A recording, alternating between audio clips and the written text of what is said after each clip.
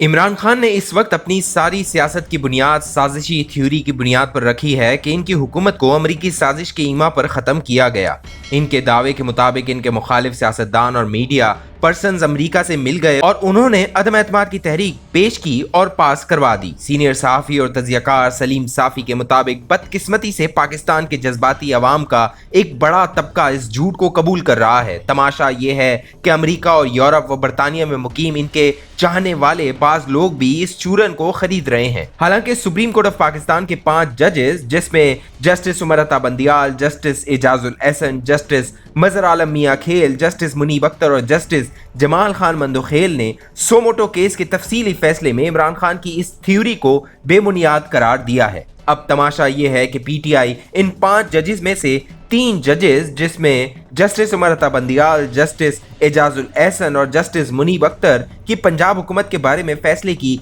तो तहसीन कर रही है, लेकिन दूसरी तरफ अपनी सारी सियासत की बुनियाद इस वक्त एक ऐसी साजिशी थ्योरी को बनाया है जिसे इन 3 जजेस समेत 5 जजेस ने झूठ और मफरूजा करार दिया। गोया अमरीकी साजिश के हवाले से इमरान खान का बयानिया सुप्रीम कोर्ट ऑफ पाकिस्तान से सर्टिफाइड झूठ है। मसलन इस तफसीली फैसले में 5 जजेस के बेंच ने मुत्तफिका फैसले में लिखा है कि 7 मार्च 2022 को अमेरिका में पाकिस्तानी सफीर ने खुफिया मुरासला भेजा था, लेकिन 27 मार्च तक इमरान खान या किसी और हुकूमती ओहदेदार ने इसका कोई जिक्र नहीं किया। तफसीली फैसले के सफा 9 पर सुप्रीम कोर्ट ने लिखा है कि इमरान खान के इल्जाम के एक रोज बाद यानी 28 मार्च को कौमी असम्बली में बहस के दौरान किसी हुकूमती रुकन ने साजिशी मुरासले का जिक्र नहीं किया और न किसी हुकूमती रुकन ने अपोजिशन पर यह इल्जाम लगाया कि वो बैरूनी साजिश के तहत वजीर आजम के खिलाफ अदम एतमाद ला रही है। फिर जब 31 मार्च को कौमी असम्बली का इजलास हुआ तो इसमें भी किसी हुकूमती रुकन ने खुफिया मुरासले या गैर मुल्की साजिश का कोई जिक्र नहीं किया। सुप्रीम कोर्ट ऑफ पाकिस्तान के फैसले में सफा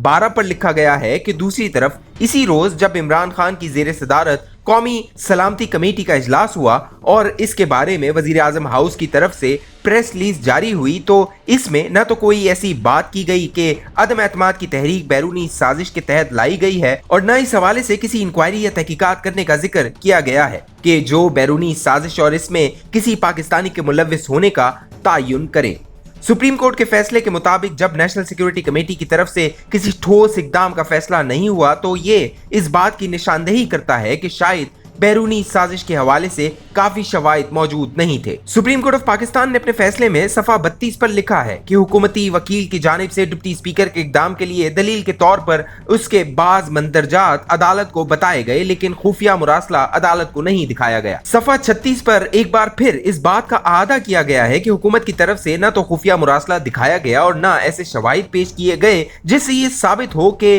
कौमी असम्बली में अदम एतमाद की कार्रवाई गैर मुल्की साजिश के तहत हुई या किसी सियासी जमात से कहा गया हो कि वो अदम एतमाद की तहरीक को वोट दे। डिप्टी स्पीकर ने गैर मुल्की साजिश से मुतल्लिक जो तफसीली मौक़िफ़ अदालत में दिया, इसमें वो खुद तस्लीम करते हैं कि जो मवाद इनको दिखाया गया वो नामुकम्मल या फिर जामे नहीं है। उन्होंने तहरीक अदम एतमाद पेश करने से मुतल्लिक पेशरफ से मुतल्लिक मुख्तलिफ वाक़यात की तरतीब तो बयान की, लेकिन किसी पाकिस्तानी का नाम पेश नहीं कर सके जो गैर मुल्की साजिश का हिस्सा बना हो। उन्होंने इस हवाले से तहकीकात का मुतालबा तो किया, लेकिन दूसरी तरफ हुकूमत ने 7 मार्च को मौसूल होने से 28 मार्च तक साजिश और खुफिया मुरासला के हवाले से कोई तहकीकात नहीं की। इसी तरह इस अरसे के दौरान अपोजिशन मेहमरान पर यह इल्जाम भी नहीं लगाया गया कि वो गैर मुल्की साजिश का हिस्सा बन रहे हैं। फिर जब तहरीक अदम एतमाद पर राय शुमारी का वक्त आया तो सिर्फ उस वक्त 2 अप्रैल को वजीर इत्तलात ने यह ऐलान किया कि काबीना ने खुफिया मुरासले से मुतल्लिक पाकिस्तान इंक्वायरी कमीशन एक्ट 2017 के तहत तहकीकाती कमीशन के कयाम का फैसला किया है। सुप्रीम कोर्ट के मुताबिक हुकूमत के इस रवैये से यह भी साबित होता है कि बादिउल नजर में हुकूमत के पास बैरूनी साजिश से मुतल्लिक काफी शवाहिद मौजूद नहीं थे। सफा 38 और 39 पर सुप्रीम कोर्ट अपने फैसले में मजीद लिखती है कि बैरूनी साजिश की थ्योरी से मुतल्लिक अदालत के पास जो मवाद मौजूद है वो सिर्फ डिप्टी स्पीकर का दावा है, लेकिन अपने तफसीली जवाब या रूलिंग में उन्होंने कोई जिक्र नहीं किया कि ये मुरासला अपोजिशन के किसी मेंबर को दिखाया गया जिसकी वजह से अदालत डिप्टी स्पीकर के मौकिफ को कबूल नहीं कर सकती, जबकि दूसरी तरफ डिप्टी स्पीकर ने आईनी दफात का सहारा लेकर कौमी सलामती का इशू करार देकर अदालत को स्क्रूटनी का मौका नहीं दिया। फैसले के सफा 39 पर लिखा गया है कि स्पीकर के पास तहरीक अदम एतमाद पर बहस के लिए 7 दिन थे, लेकिन इन 7 दिनों में उन्होंने ने अपोजिशन या अदम एतमाद के महरकीन के सामने ये बात रखी कि इनकी तहरीक आइन के आर्टिकल 5 के तहत मुस्तरद होनी चाहिए, जबकि इस हवाले से अपोजिशन को दिफा का मौका भी फराहम नहीं किया गया। हालांकि आर्टिकल 5 के तहत इनकी रूलिंग का मतलब ये था कि वो अपोजिशन मेहमरान को गैर मुहब्बे वतन करार दे रहे हैं। सफा 40 पर लिखा गया है कि उसूली तौर पर अदालत सिर्फ दावों की बुनियाद पर नहीं बल्कि शवाहिद की बुनियाद पर फैसले करती है। हुकूमत ने 2 अप्रैल को इंक्वायरी कमीशन का ऐलान किया, लेकिन इससे पहले ऐसी कोई इंक्वायरी नहीं हुई। जिस तरह के 2013 के इलेक्शन से मुतल्लिक मुस्लिम लीग नून की हुकूमत ने एक कमीशन के जरिए करवाई थी, मगर अर्ज है कि जो कुछ ऊपर अर्ज किया गया है वो ना तो किसी तज्जियाकार का तज्जिया है, ना किसी पीटीआई मुखालिफ सियासतदान का दावा, और ना ही ये जस्टिस मजहर आलम मियां खेल का इजाफी नोट है। ये सब कुछ सुप्रीम कोर्ट ऑफ पाकिस्तान के चीफ जस्टिस की सरबराही में कायम 5 रुकनी बेंच के मुत्तफिका फैसले में लिखा गया है। अब जबकि सुप्रीम कोर्ट ने भी सच सामने रख दिया है, इमरान खान फिर भी झूठ बोलने पर मसर है, तो किस बुनियाद पर वो सादिक और अमीन करार पाते हैं?